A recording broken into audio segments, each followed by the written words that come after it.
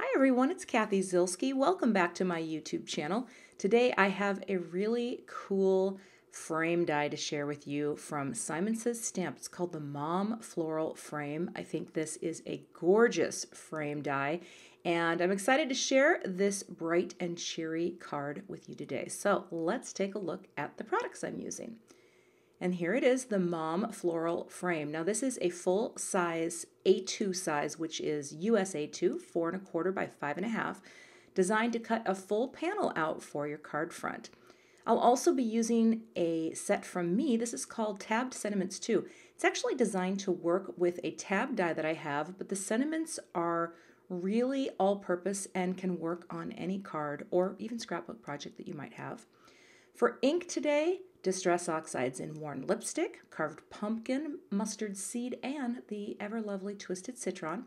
And I'll be using jumbo sponge daubers to blend it on. I've got white embossing powder from Brutus Monroe in the alabaster color. I've got some Post-it tape to do a little bit of masking. And I'm going to be using some Doodlebug glitter sprinkles. I just got these in my hot little hands and I think they're just gorgeous. And I will be using some of these to finish off my card project today. For my cardstock, I'm just going to be using white. Got some Neenah Solar White. The 110-pound weight is the one that I'm working with. And I'll also be using my Misty tool because I don't like to stamp without it. I just don't. Step 1 is to score my card base. And I'm scoring this at 5 1/2. It's going to be a top folding card, but I'm not going to fold it yet. Instead, I'm going to mask off right at that fold because I want to ink blend directly onto my card panel. So I have this mom die and I know roughly where some of the leaves appear, and I'm going to try to start with green first just to add color that will show up behind where the leaves are. And beyond that, I'm just working with half of a rainbow, I guess. I'm going to be using Roy to G. Wait, yeah, Roy, red, orange, yellow. Yeah, you know what I'm doing. I'm going to layer in the color and use the jumbo sponge daubers. And the thing about Distress Oxides is they really are beautiful to work with. And they go on and they're nice and creamy. And it's kind of hard to mess it up unless you choose colors that don't work together at all. So I would not recommend doing that. But I'm working with half of the rainbow here and just kind of going over each area until I fill it in with color. I did avoid blending pink and green as much as possible because that gets, well, it's not as pretty as it could be. So you just kind of want to watch where you're blending, layer it in, and you create a lovely wash of color. And the thing about this is any combo that works together is going to look good, I think, once it dries. And I'm going to add a few flicks of water, just a few with the Distress sprayer. I just take it right out of the bottle, flick it on, tap on some drips, blot it off, and take a look. I decided to add a few more drips because I thought, well, that looks nice. Let's go into some of the other areas. Just to add that, blot it off, and I'm just going to let that dry completely before I take off the tape. And when I do, I have this beautiful crisp line right at the fold, which is exactly what I wanted. It's pretty, right? And again, any color combo in order, rainbow order, would look good here. Now it's time to cut the die out. And here's the thing. I'm using the 110-pound Neenah Solar White Classic Crest. I probably could have gone with the 80 here, but the reason I like the thicker weight is any die cut that you do tends to hold up a little better. And because this is a big, giant panel, I thought, well, you know what, we're going to do that. But I brought it to my little foam piercing pad, and then I'm using this craft pick to pop everything out. And here's the thing. This took, I've got this sped up. I'm not going to show you the whole thing, but it takes some time. It took me some time.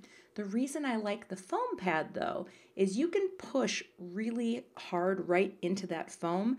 So if you have a few pieces that stick and maybe don't want to come out as easily, do this on a foam pad or, like a piece of foam core, something that you can poke into, and it will make the process a little easier.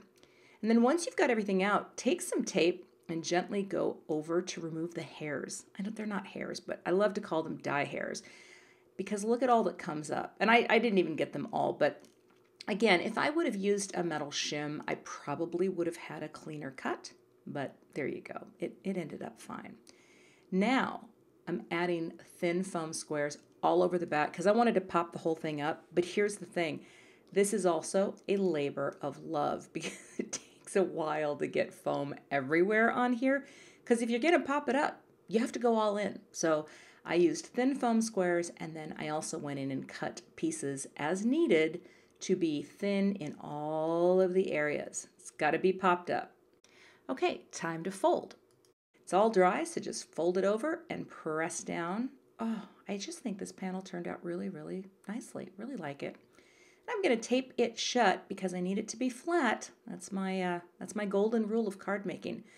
And I've taken all of the adhesive backers off, and that also took me about 15 minutes. And I'm lining it up in my Score Buddy. Who knew? Well, I knew. The Score Buddy is a great place to do this because it's got that little lip. You can do it inside of your stamp positioner like your Misty, but I also do this in my Score Buddy just to help me get it lined up. And I didn't get it perfect, but it's pretty close. Just like that, it's all popped up. I love it. Okay. Now to finish off this card, I'm going to do two things. Number one, I'm going to layer in some of these lovely sprinkles from Doodlebug. And I'm just taking the smallest size and taking a coordinating color and putting it roughly where it should go. I'm only covering up the little tiny flowers. And if you'll notice on those flowers, you see a little bit of foam tape. I did that because I wanted to make sure I hit all of them and didn't leave any just with the white foam tape showing through. So I think these are cute. You could also use Nuvo drops as well. I'm better with sprinkles than I am with Nuvo drops. I think it looks really nice, so just a little pop of shine. The last piece to finish the card is to add a sentiment, and I wanted to use one of my sentiment tabs. So I'm prepping my little piece of Sweet Mango. This is a cardstock from Gina K. Going to ink it up with some Versamark, stamp it down, not pressing too hard because it's kind of a delicate sentiment. And I'll just add my white powder. This is the Alabaster powder from Brutus Monroe, one of my favorite embossing powders. Sprinkling it on, tapping it off, and then I'll get my heat tool nice and hot, bring it right to the cardstock, and quickly melt the powder until it's shiny and smooth and white. Just like that. I use these Simon label dies or sentiment label dies all the time. They are fantastic because they take guesswork out of trimming sentiment panels. You cut out the panel, it looks fantastic, and then they have this little notch so you can create the little fishtail end, also taking the guesswork out of that process, and I love the results. And I'll trim this down using my trimmer. And now I've got a few more thin foam squares on the back of this little banner, and I'll grab a piece of cardstock really quick. I like to press it to the edge of anything that's elevated so that I can quickly line up something like this. And that, my friends, is the finished card project. So Mom, if you're watching, you need to act surprised when you receive this in the mail. Thanks, Mom. Appreciate that. And that's my card project for today. Be sure to check out the Blossoms and Butterflies release from Simon Says Stamp. And I would love to have you become a subscriber to my channel. And I will see you back here with another card project video soon.